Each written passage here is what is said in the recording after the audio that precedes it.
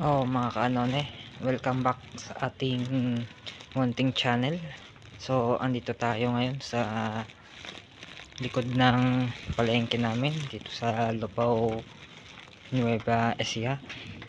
So, anong ginagawa natin dito? Andito tayo para makita yung mga vandalism ng mga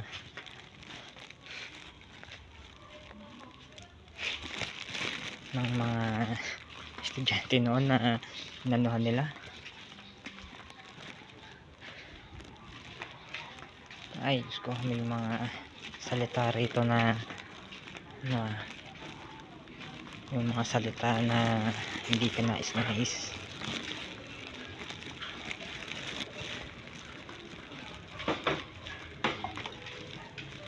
So, ito yung mga vandalism ng mga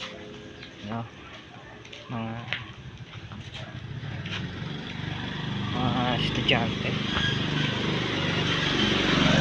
mga vandalism ng mga estudyante. Kaya yung